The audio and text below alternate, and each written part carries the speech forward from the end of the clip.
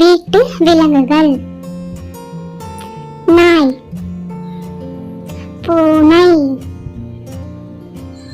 ஆடு, செம்மறி ஆடு, பசுமாடு, எருமை மாடு,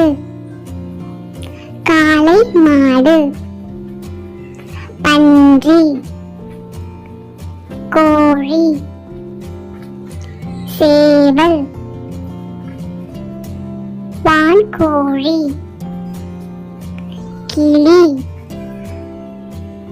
புறா, முயல், வாத்து, கழுதை, குதிரை, ஒட்டகம்,